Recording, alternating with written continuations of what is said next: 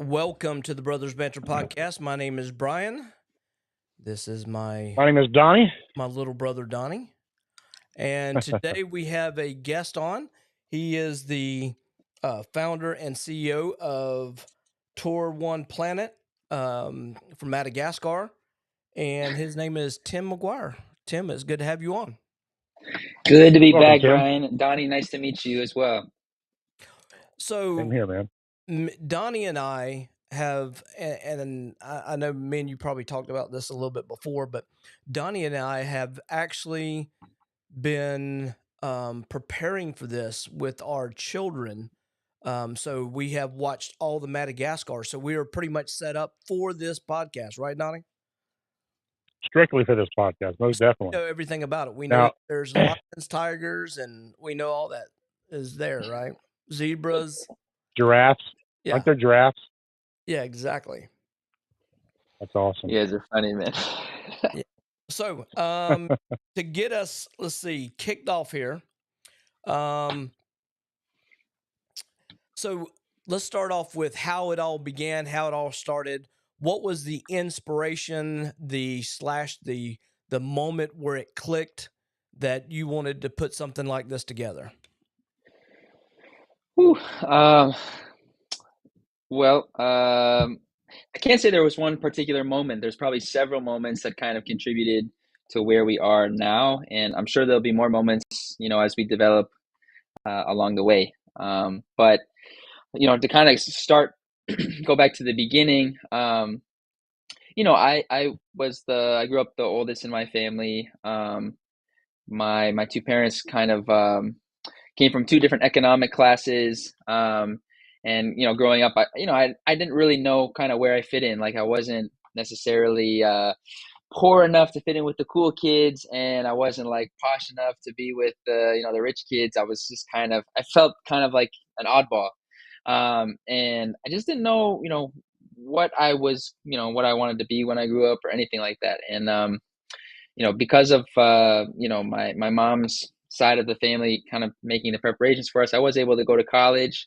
And that was kind of always a given that I was going to go to college, but I didn't really know what it was, like what I would even use it for or anything like that. Sounds like really spoiled thinking about it, but the truth is I just didn't know. And in college, I near the end of my college career, I actually played basketball for my school team. And once I finished my undergrad, I had another year of eligibility. And so I decided to try to find the cheapest master's degree I could find. And that's where I stumbled across my program, which was called Community and International Development. And in that program, my professor, who happens to be from Madagascar, prior to COVID, he would take his students there to Madagascar every year to do some practical on the ground application and training. And so this was my one of my first opportunities to travel outside, my first time to Madagascar. You guys mentioned the film, but I knew the reality. Like there wasn't giraffes, there wasn't zebra or anything. It wasn't like the Africa that you watch on National Geographic. And so, to be honest, I wasn't like all that excited to go, but I knew that once I did it, I'd be done with my master's degree. But the study tour was really great. I enjoyed it. I learned a lot. And then following that, I had an internship, which was almost even better. But in between those two, the internship and the end of the study tour, there was a kind of a space of maybe around 2 weeks where I didn't have a program schedule going. Nothing was happening then. And I mentioned to you, I think this to you last time, Brian, that it was my professor who came to me and was kind of asking me, what are you going to do during this time? And he provided some suggestions, some friends' houses I could stay at. And then, finally he just said, honestly, you should just come with me. We're going to visit my wife's family in the north of the country. So it'll be a new place for you to see, and, you'll enjoy it. I said, thank you so much for the invitation, but I'm broke. Like I sold everything I could and really actually like had nothing left in my bank account because, I put it all to just finishing this degree. And he said, you know what, that's fine. Like, if you don't mind, eating the regular food that I eat, staying in the normal places, like, I got you. And to have someone like my professor, Dr. Joel, taking the, I don't know, just like under his wing in that moment.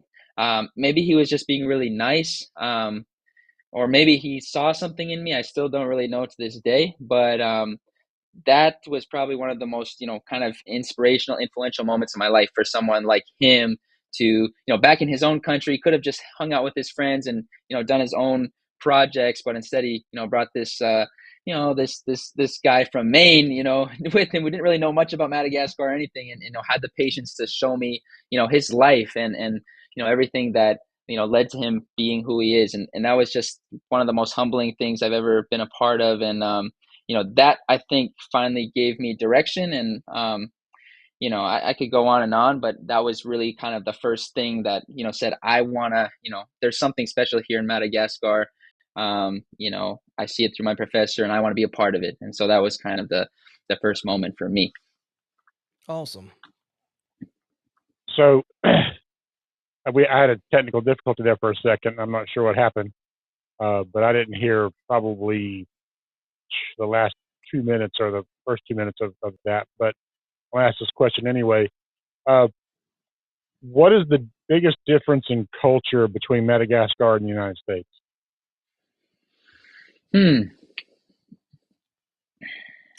Well, there's a lot of differences.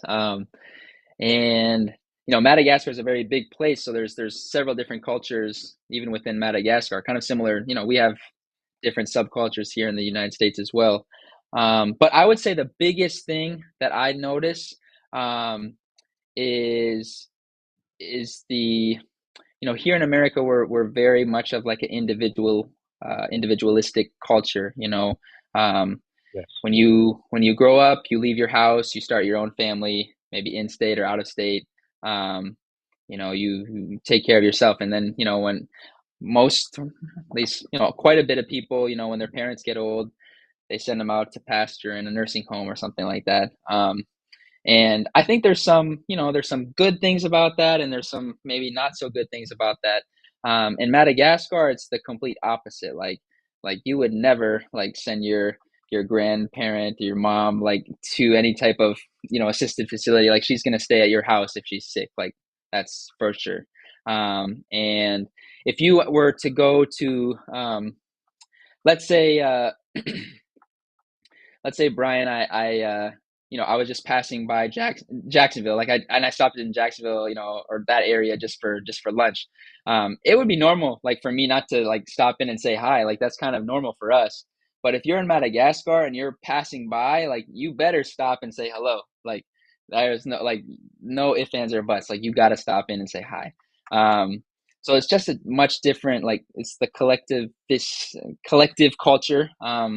That's just a lot different than I think, how we look at things here. And again, there's, pluses and minuses to those things. But if I were to say one thing, that would be it for sure.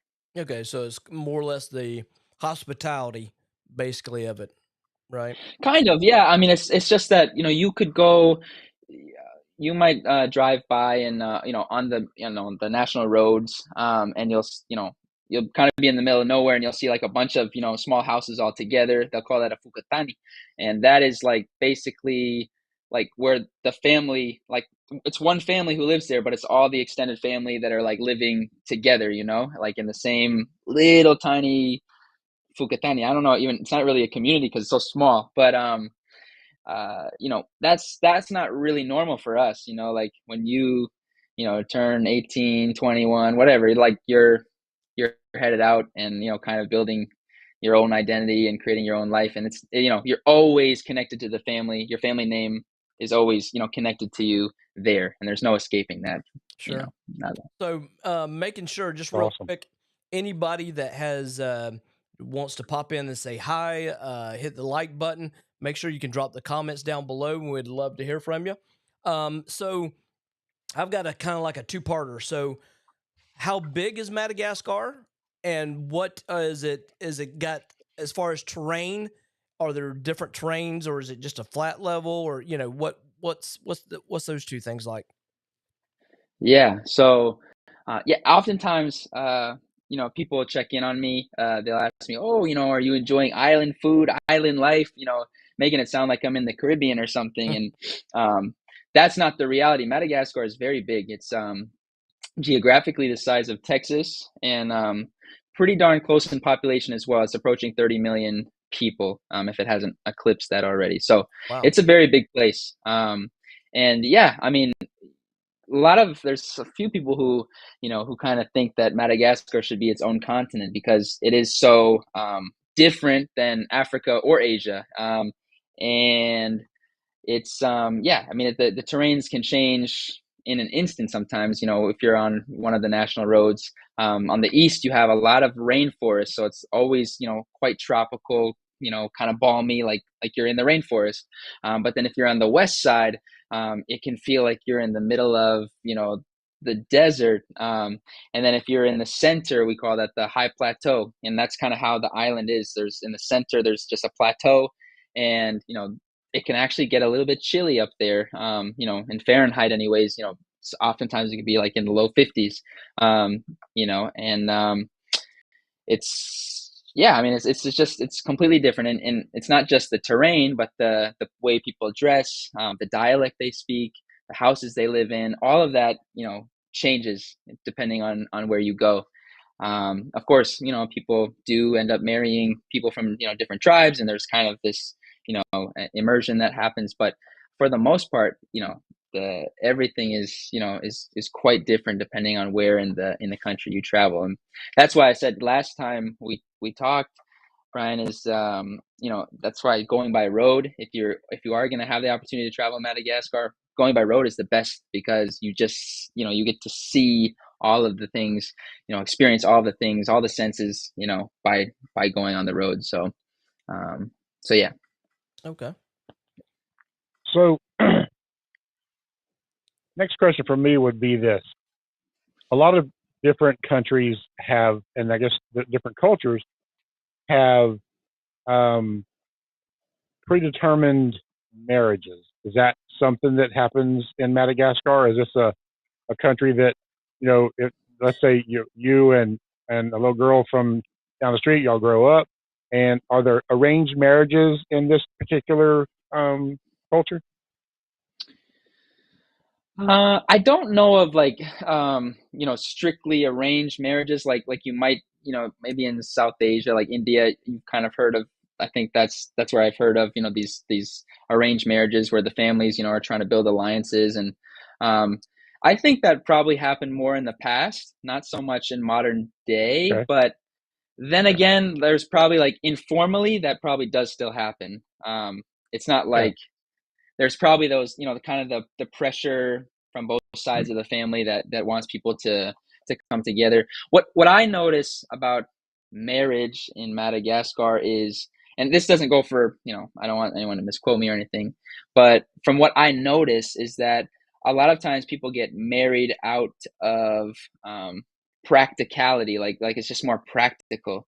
And it's not always like um, can I say, like the type of love that we kind of think of here in America, like oh my gosh, I love you so much, oh let's get married, like that doesn't really, you don't really see that there. Um, and I think that's a big reason why divorce doesn't really happen in Madagascar. It does, but very very few divorces in Madagascar, as opposed to, I mean, I think it's like 40% of marriages end in divorce in America. So um, it's just a completely different way of kind of approaching love and marriage. But yeah, I don't know personally. I don't know anyone who's been in an arranged marriage, but I wouldn't be surprised at all if if it still happens in some parts of the country. Okay. Yeah. So, my question is kind of a two-parter again. So, how many or what is the language, and are there more than possibly one language? And I know that some cultures have more than one dialect. You have, let's say, you have Spanish, but you have different dialects. You got different parts of that. How is it there? Yeah, definitely. So the language is called Malagasy. So Malagasi. Malagasy. And yeah, there's the the official dialect, which is from the high plateau. It's the tribe that's called Imerna. But there's at least 18 other dialects, plus within each dialect there might be some variation depending on how big the tribe is and where exactly they're located. So yeah, it can vary quite a lot. Like you know this past year I spent a lot of time in the capital, and so I started to pick up the official dialect a little bit. And so when I would travel to the coast and people would hear me speak, they kind of laugh at me like, he's speaking like like one of the nerds, like from the official way, not the cool way of speaking. But um, that's just part of it. But it varies quite a bit. And I originally first learned to speak any Malagasy was in the southwest of the country, and that dialect is called Vezu. They're people who really just like the ocean is their life. And I know at least how to introduce myself and that kind of thing. And when I've done that around some of my friends from the capital, they're like, "Oh my gosh, how do you know how to speak that?" It's like it to them it even sounds so different. So yeah, it's quite interesting. Just it's the same language, but the dialects, depending on where you are, can sound like a completely different language. Okay. Awesome. So, what does the future hold for Tour1Planet? Yeah. Well, the goal is for Madagascar to be our um, kind of the pilot for what we hope to take everywhere. As I've explained, you know, tourism has the potential to be a great tool to support, community-led development projects, throughout the, what we used to call the third world, but developing countries, emerging economies. There's a lot of new money that tourism brings into these communities, or has the potential to. But the problem is that the money that we spend as tourists for our vacations doesn't actually end up within the community or have the chance to circle within their economy. Um, you might ask how. Well, when we book our vacation, we go onto Google and we go onto some booking platform and we find a vacation we like. Let's say it's $1,000. We spend $1,000. That booking platform takes their 10%, 15, 20% fee. We've booked through an international travel agency or international tour operator, who is then contracting a local agency that's on the ground, and the local agency is hiring a local guide, and the local guide is hiring a bunch of local assistants. And as you go down that pecking order, it's just less and less money remains. And so if you were to ask a local guide in Madagascar, not even a national guide in Madagascar, and you were to ask them, how much does the traveler, the tourist, how much do they spend on their vacation? I've never met someone who could actually give you an answer, because they don't know. They actually don't know the answer, because there's that much of a disconnect. And so for what TourOnePlanet is trying to do is, be that bridge that gets to connect, those who are looking for the most, authentic and unique travel experiences with those individuals who, are looking for an opportunity to showcase their country, in their own way, in their own unique way. And by doing this, we believe that we can create the access that's needed for local communities to determine the outcomes of tourism, not the international community, but local people there on the ground, because they know more than any of us what their communities need. And they know more than any of us, how to provide that really authentic, unique experience. We just have to find a way to, empower them with the means, the tools, the access to do that. And so that's what we're trying to do in Madagascar. It's quite the project that takes a long time to do, but we kind of believe that if we can do it in Madagascar, it's a good chance we can do it anywhere. And with all of the lessons we learned in Madagascar, we can apply those things to other destinations, as we grow, and hopefully build up those destinations a lot quicker than we did in Madagascar. So that's long-term future what we're shooting for. Okay. So while we're on the subject of, the whole thing, the experience and all that over there, what is the currency over there? And aside, this is my own personal thing I want to know about. Do they have anything to do, or have you seen anything as far as cryptocurrency there? Great questions, Brian. So yeah, first is the international currency there is called Ariary. R is what we would pronounce, I guess, Ariary, Ariary. And currently the exchange is $1 to, it's over this now, but 4,500 Ariary. Mm.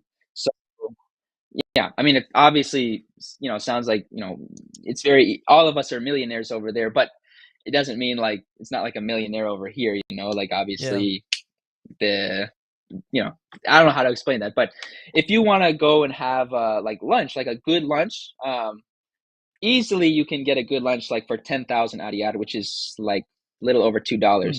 Um, if you want to get a haircut, like I just got a haircut today and it cost me almost like $50. In Madagascar, that same haircut would probably, it would cost you less than $1. Oh So wow. yeah, things are, different. But then there, some things like if you wanted to buy an iPhone in Madagascar, it'd be way more expensive to buy an iPhone in Madagascar than here. And I would also say the fuel prices might be a little bit more expensive there as well. So some different, kind of things there. As far as the cryptocurrency, yes, there are definitely some people who are, invested in that. I know of some people who are mining there. Really? Um, yeah, I know quite a few people actually. I mean, I have a pretty close friend who that's what he does 100% of the time with his friends. I won't Is say too it much, is he but mining yeah, Bitcoin, or was he mining there? Do you know? uh, I'm not. I think he's a lot of it is just the exchange. I'm not Okay. sure.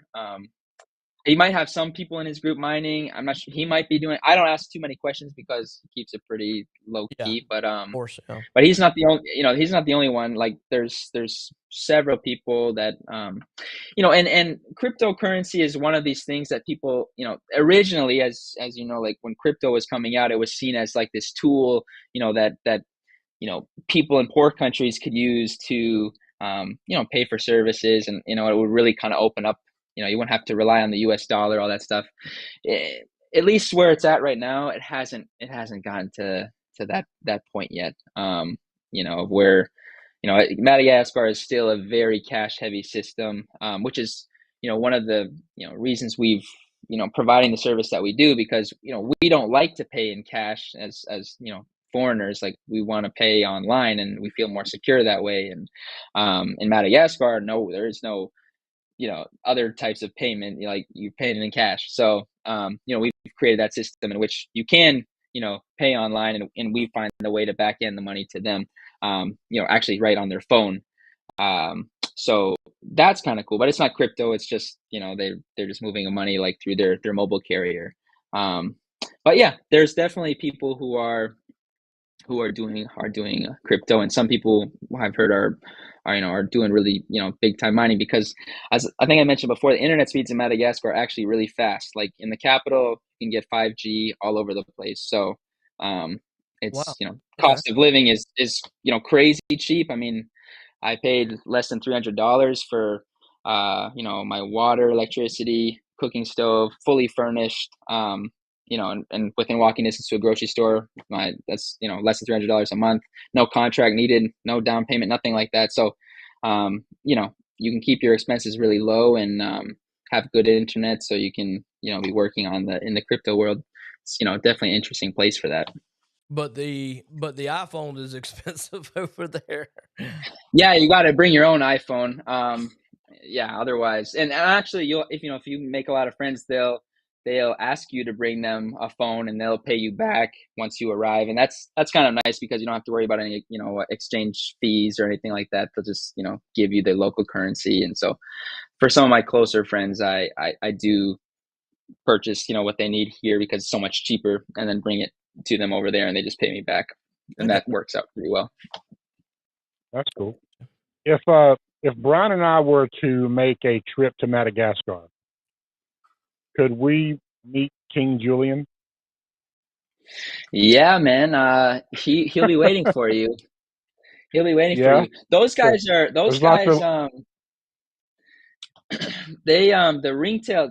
I think King Julian's a ringtail lemur. I think, right? He's got the like Yeah. black and white. Yeah. yeah, Yeah. Yeah, yeah. yeah. So those guys, I think all like species kind of, obviously they have their different behaviors and everything. Um, I know there's like one lemur park, which is kind of like a zoo, but they're like semi-wild. That's pretty close to the capital, and the ringtail lemurs are like they're kind of bullies almost. Like they'll come up to you and they'll like punch your feet and like you gotta Oh the wow. people are there. They'll kind of be like, oh, don't get too close, all that kind of stuff. But all the other ones are like super tame. Like they don't bother you or and they're not even really that scared of you either. Like if you go into the parks, you get really close to them and they don't run away. I don't know if that's natural or if they just really don't care. That sounds scary. Yeah. So Yeah. No, but they're really cool. Like some people, and I don't. This is not a good thing, but a lot of people, do have them for pets, and they're messy, and so that's not really a good thing. And obviously, they're wild; they shouldn't be pets. But I've had the lemur, crawl up me before and everything, and just kind of sit on my shoulder. And they don't have like any claws; they just have like kind of, fingers that can grip really good. So they'll climb right up you, but it's not like your cat, scratching its way up. Like hmm, it's like, oh, you're just right there. You feed him a little banana and, he's just eating right in your ear. Like, yeah. I kind of understand the appeal. They're really cool creatures, but yeah, they should definitely stay in the wild for sure. So That's pretty uh, cool. so let's Yeah. say hypothetically anybody that's listening wants to think about going to Madagascar. Now, can they set up everything through um TourOnePlanet? And I mean, is it I know it's more than that, but is it kind of like a Travelocity as well, that type thing as well? Yeah, I think you caught the right vibe. I mean, the way that it works is that we're an online platform. So we have multiple vendors on our platform who are, technically they're independent. They don't work for us. But we verify that they're legit and they have experience and that the service that they're advertising is what they're going to deliver. So we do those background checks and everything. But they're independent. And so, that allows them to, really offer like a unique experience. It's not just going to be like what all the other tourists get when they come there and they get on a bus and do the normal circuit. Like no, you're going to get something unique because it's coming from that person's perspective. So we have several different offerings on the platform. Some of them are fully comprehensive, multi-day, even multi-week trips. But then we have, for the people who maybe are just visiting a certain part, maybe they're staying at a resort or something, but they want to do something more, interesting, more immersive. We have those as well, the single half day experiences, the cooking classes, the motorbike tours, those kind of things. We have a lot more to add. But yes, if someone wanted to go to Madagascar, there's definitely enough on our platform. I can say right now that you can, there's plenty to really plan all your vacation. And, if someone's really interested, they can always contact us either on our social media at TourOnePlanet.com, TourOnePlanet as our social media, and then TourOnePlanet.com. You can send us an email through there, info@TourOnePlanet.com. And, I'm happy to provide all of the, kind of recommendations and advice that I have, even if it's for things that are, outside of our platform. So things as simple as what kind of SIM card to get, because you're going to want to get a SIM card on location so that you can stay in communication with your family and friends back home. Um, you know, there's a lot of different things that I can help with in that area. But I'm not a travel agent. I'm just doing it, because I really want to promote the destination of Madagascar and promote what we're trying to do with TourOnePlanet. So everything can be done. Basically, you can pretty much set your whole experience up through your website. Yeah, absolutely. We're already at that stage right now for people to do that.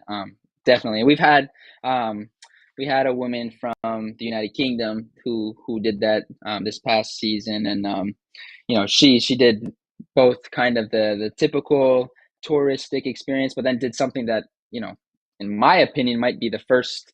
We did a motorbike tour actually, and so my friend took his motorcycle, and she just hopped on the back, and they went like on a 2 or 3 day circuit, and just stopped along the road to get snacks and food, and stayed in quite a simple place. But when she left, and she's traveled all over the world, she said it was the best travel experience she's ever had. So that was really encouraging to know that there's people who are looking for that, those extra things, those more immersive things. So you can find those on our platform, and as time goes on, you'll find a lot more things as well. But So yeah, you Donnie, can definitely book. real quick on that kind of add that's kind of related to that, if you don't mind. Yeah, go ahead. And I know the reason I'm even asking about crypto is because I like hearing about different things about crypto. So it's kind of like a two-parter. So does your platform accept crypto? And if not, will you be accepting it in the future, you think? Yeah, good question. Right now, no, we don't accept it. But that I wouldn't. It's not something I would be opposed to. I need to learn more about crypto. Definitely before I get involved in it. I have a lot of friends who are involved. I gotcha. It's just not something that I've taken a whole lot of time to research. But if someone were to come up to me and be able to kind of outline why we should accept it on our platform, like I would totally do it. At the moment, our platform isn't ready to do that. We kind of have the very simple version 1 of our platform, Okay. but that's one of our short-term goals for this year is actually to redevelop the site and relaunch it with significantly more features, better user experience, and more optimized for organically reaching higher on the search engines. So when you type your vacation to Madagascar, hopefully it's TourOnePlanet that you see at the top of the list. So Sure. we need a lot of updates like that, and we'll get there. Just takes time. I gotcha. Awesome. So my last question would be this: if you had a world stage that you could address the world for 5 minutes, what would you say? We just need to, I really like, what you guys do. I would actually kind of give a background on this. I remember listening to one of your guys' podcasts, and you guys, it's the brothers banter. You guys just talk about things. And there was one where I think it was Donnie. You were talking about a time where, you were really struggling, like depression was getting the best of you, and there was a moment like you thought hey man, this is it. And I think you mentioned that Brian gave you a call, and that just kind of changed things for you. And you obviously things aren't easy, but it kind of got you going in the right direction.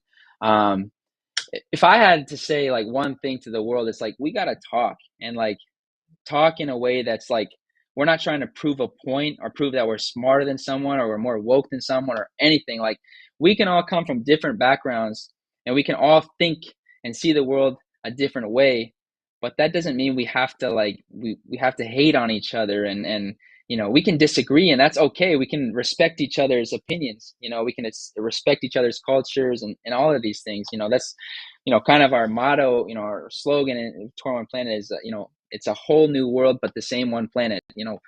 Madagascar is completely different than what we have here in America. But at the same time, when you get to know the people over there and really know them, you realize they're the same as us. They just have a different way of doing things. They see the world a little bit differently, but at the same time, we're all connected.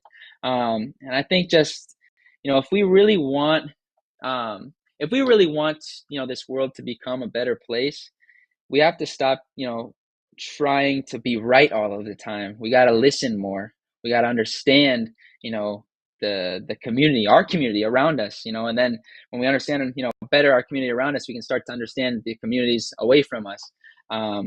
But we got to stop trying to just prove our point and try to show how smart we are all the time, because that's just not going to get us anywhere. And if you really care about, let's say, social justice or healthcare or any of these kind of things, try to do your best to understand where that person that's disagreeing with you, try to understand where they're coming from, like why they disagree, and then maybe your opinion won't change, but you'll at least, I think have some patience for that person and respect their opinion a little bit more. Sure. Um, so yeah, man, that's probably the biggest thing for me that would, if I had a TED talk, I would probably talk about.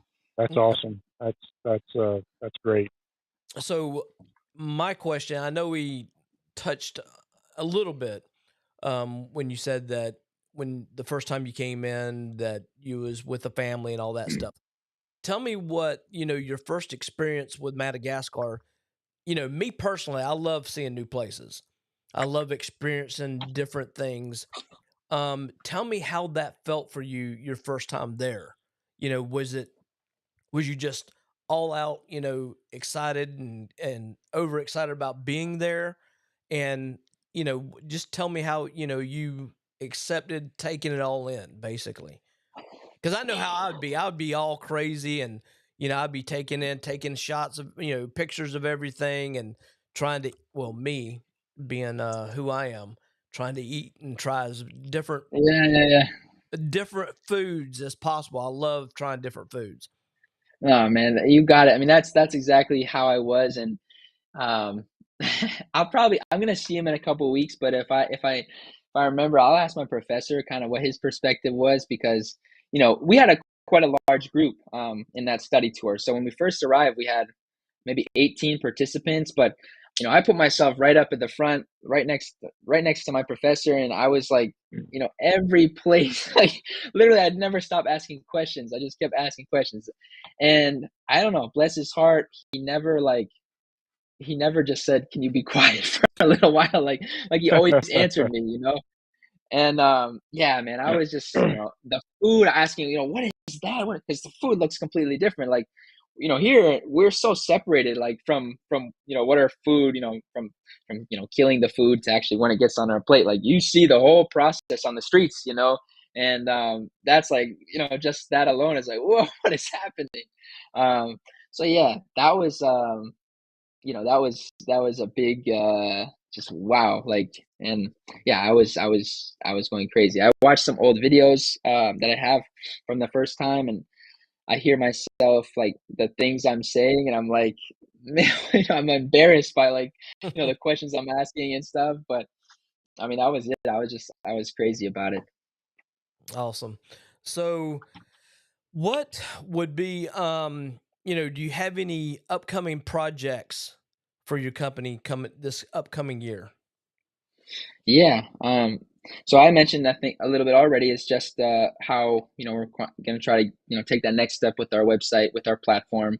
Um, that will include search engine optimization, and just increasing the quality of the user experience. We want people to come to our website, but then we want them to stay and we want them to buy. And that's kind of two-sided. It's for our vendors who are providing the experience, and then the travelers who will be booking. But then the second project, which I need to finish the proposal hopefully tomorrow, is to actually launch a local branch of what we're trying to do. Again, they'll be independent. They're not an American-based company, but we want to kind of create that own, on-the-ground representation for our brand. So I have a few people who I'd like to kind of lead that project. We'd like to kind of create a little bit of startup capital for a few months to kind of get them off the ground. But what they'd be able to do is, provide more custom built experiences for people, especially the ones who are, trying to go for, multiple weeks at a time. They'd be able to kind of solve, we have a lot of local Malagasy people who ask me as a white person, recommendations for their vacation. And, I help them, but I'd rather be able to send them directly to, some locals on the ground who know way more than me. and just to have that on the ground representation of our brand. So, if anything happens, they're there. And, business wise, having them will lead to having a lot more experiences offered on our platform, which then hopefully leads to a lot more purchases. And we get 15% of, whatever. So if something is $100, we take $15. So the more experiences, more opportunities on the platform, the more chances for us to generate revenue, which again goes back into, growing our business, growing the impact that we're trying to have. So those two things are the biggest projects, and of course continue trying to reach out to people with influence and growing our social media. That stuff never ends. But those are the two points of emphasis this year. Okay. So I got one more, Brian. Yeah, go ahead.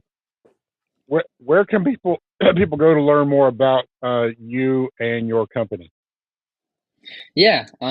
So if they want to connect with me, it's pretty easy. Just find Tim McGuire, and I'm on Facebook, Instagram, LinkedIn.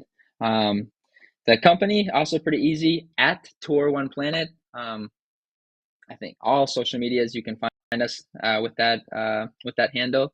And then our website is TourOnePlanet.com. You can kind of get a feel for what we're building. Again, just version 1 of our platform, but you can kind of get the idea for where we're going with this.